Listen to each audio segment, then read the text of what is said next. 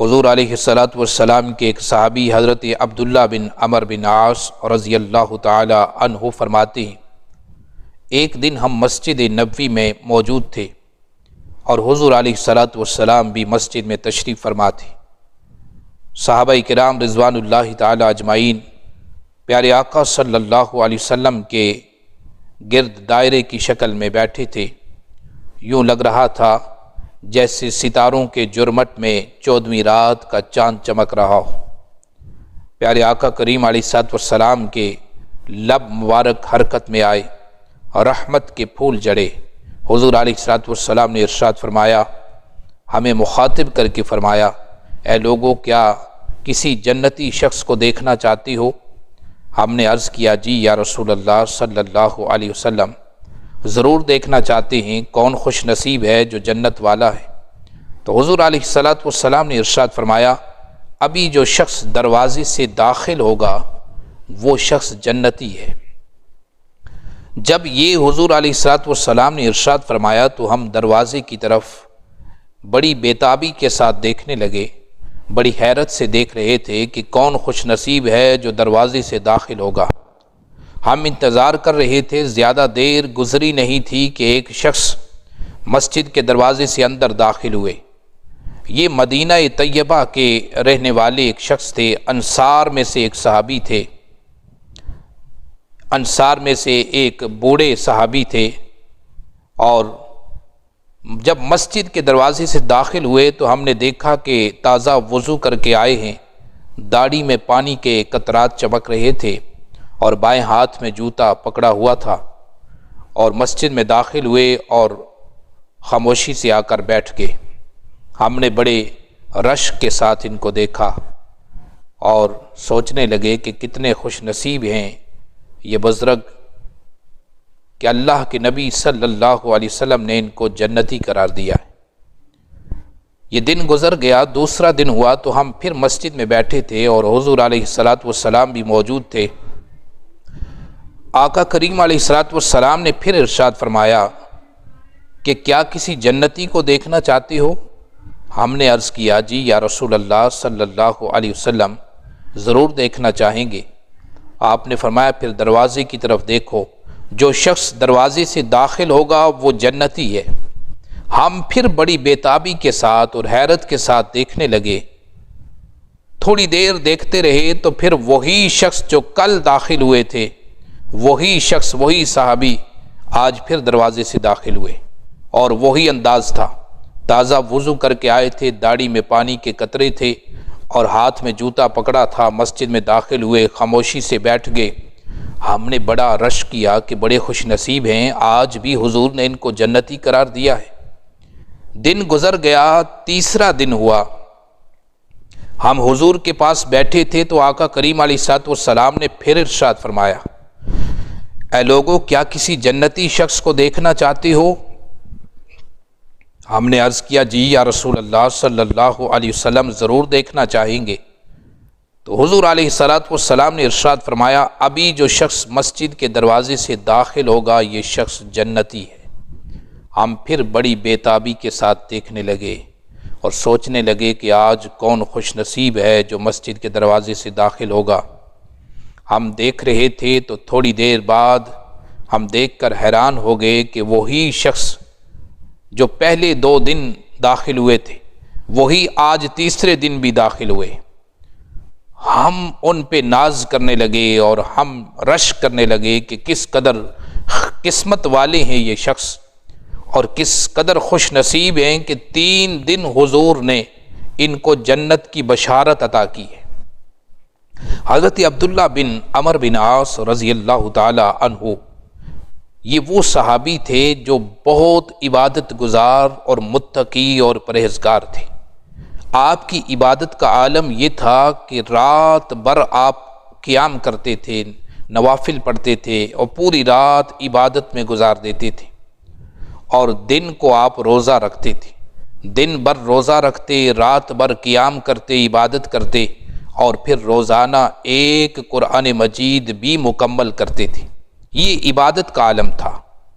حضرت عبداللہ بن عمر بن عاص رضی اللہ تعالی عنہ فرماتے ہیں، میں نے سوچا کہ عبادت و ریاضت تو میں بھی کرتا ہوں، دن بھر روزہ رکھتا ہوں، رات کو قیام کرتا ہوں، عبادت کرتا ہوں، ایک قرآن مجید کی تلاوت بھی مکمل کرتا ہوں روزانہ، لیکن یہ شخص جو ہیں یہ شاید مجھ سے بھی زیادہ عبادت گزار ہیں، اسی لیے تو حضور نے 3 دن ان کو جنت کی بشارت مسلسل عطا فرمائی۔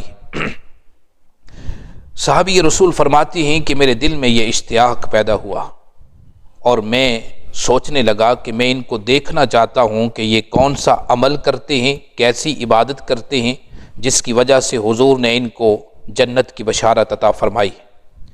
کہنے لگے کہ میں تیسرے دن عشاء کی نماز کے بعد میں ان بابا جی کے پاس گیا اور جا کر میں نے کہا کہ بابا جی میرے گھر میں کچھ مسئلہ ہے، کچھ پریشانی ہے میرے والد کے ساتھ، تو میں گھر جانا نہیں چاہتا، تو مجھے کوئی ٹھکانہ چاہیے، تو کیا آپ مجھے اپنا مہمان بنا لیں گے؟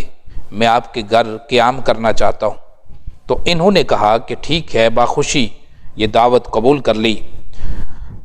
میں ان کے ساتھ چلا گیا، ان کے گھر مجھے ساتھ لے گئے، رات کو جا کر مجھے کھانا کھلایا، اس کے بعد مجھے بستر لگا کر دیا کہ آپ آرام فرمائیں، لیٹ جائیں۔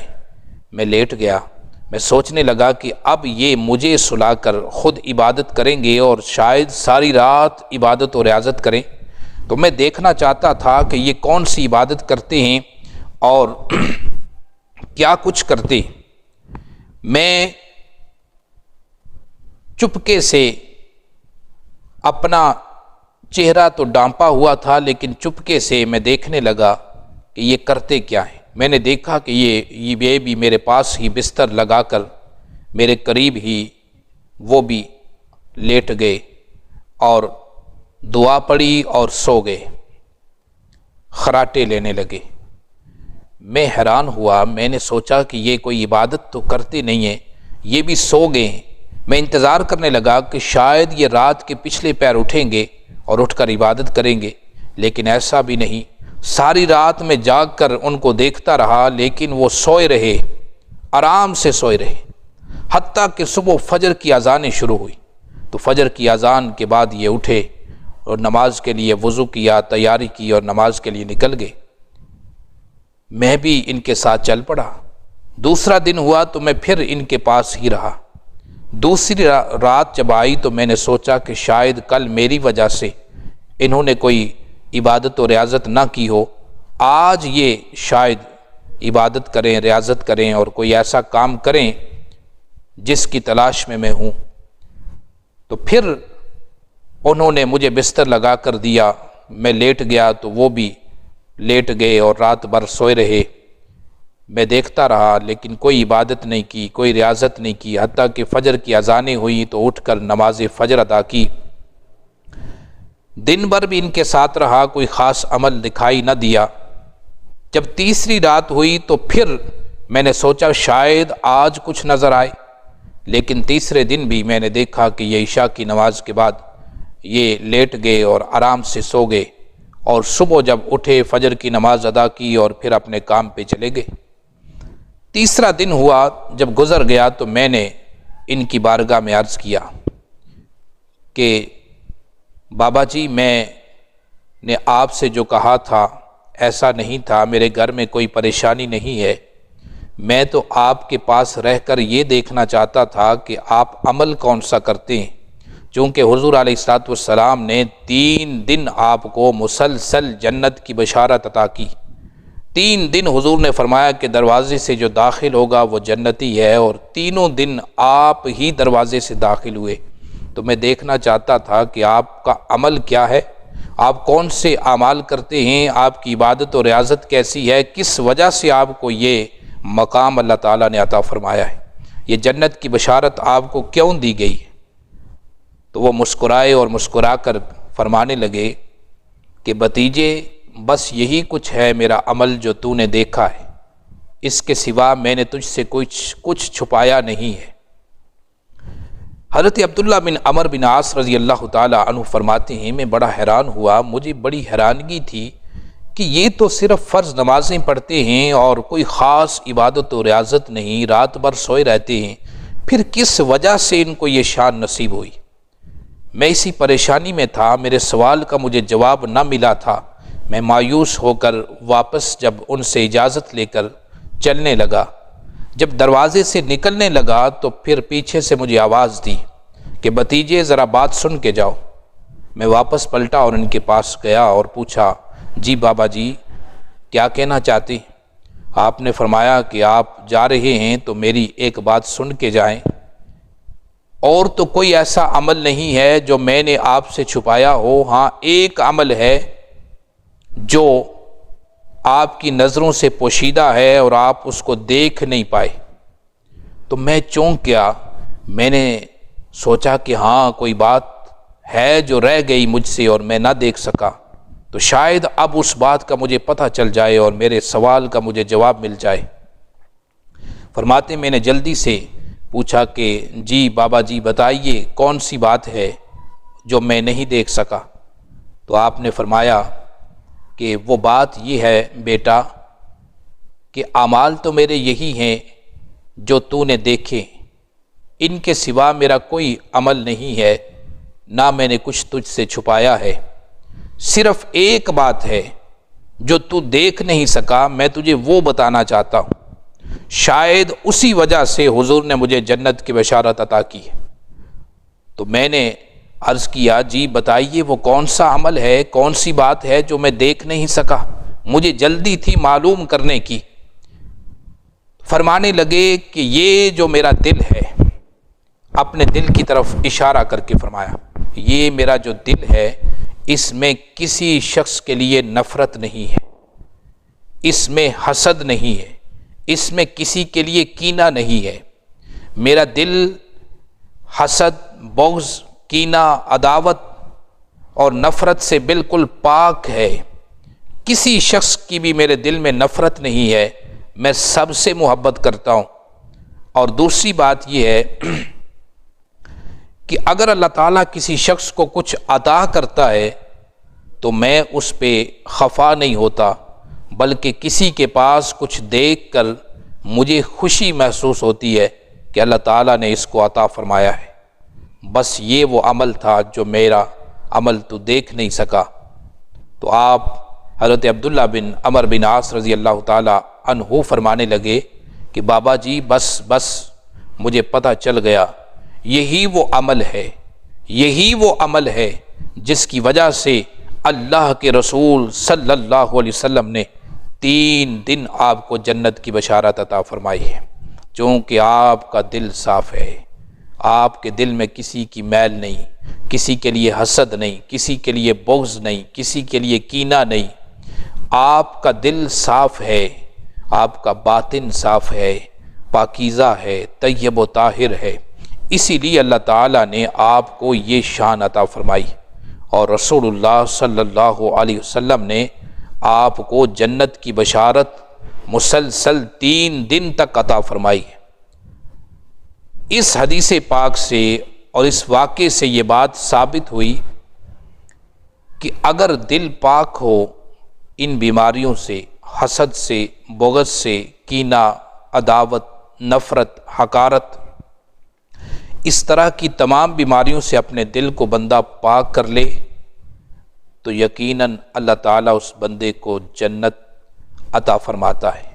اللہ تعالیٰ کے حضور وہ کامیاب ہے، دنیا میں بھی اور آخرت میں بھی۔ اور اگر دل میں نفرت بھی ہو، حقارت بھی ہو، بغض بھی ہو، عداوت بھی ہو، حسد بھی ہو، کینہ بھی ہو، اس دل میں یہ کئی بیماریاں جمع ہوں اور بظاہر بندہ بڑا صاف ستھرا ہو، لباس اچھا ہو، جسم اچھا ہو، اجلا ہو، صاف ستھرا ہو، تو اس صفائی کا کوئی فائدہ نہیں ہے۔ انسان کے ظاہر سے زیادہ اس کا باطن پاک ہونا چاہیے، انسان کے ظاہر سے زیادہ اس کا اندر پاک و صاف ہونا چاہیے، تب جا کر وہ اللہ کی نظر میں پسندیدہ بن جاتا ہے۔ ہر طرح کی بیماریوں سے اپنے دل کو پاک کیجیے، اپنے باطن کو صاف کیجیے۔ جب یہ پاک و صاف ہو جائے گا تو اللہ تعالیٰ کی رحمتیں اس پہ نازل ہوں گی، اللہ تعالیٰ کی ذات کے بسیرے ہوں گے۔ اپنے دل کو صاف کر لینا، ہر طرح کی بیماری سے، چاہے وہ حسد ہے، بغض ہے، کینہ ہے، نفرت ہے، حقارت ہے، پاک کر کے اللہ کی مخلوق سے محبت کیجیے، محبت بانٹیے۔ کسی کو اللہ نے جو کچھ عطا کیا ہے اس پہ خفا مت ہوئیے، بلکہ خوش ہو جائیے کہ اللہ نے اس کو عطا کیا ہے، اور دل میں ایسی کوئی بات نہ آئے جس سے اللہ تعالیٰ کی ذات ناراض ہو۔ اللہ تعالیٰ ہم سب کو اپنے دل کو صاف و پاک کرنے کی توفیق عطا فرمائے، اپنے باطن کو اپنے ظاہر سے زیادہ پاک کرنے کی توفیق عطا فرمائے۔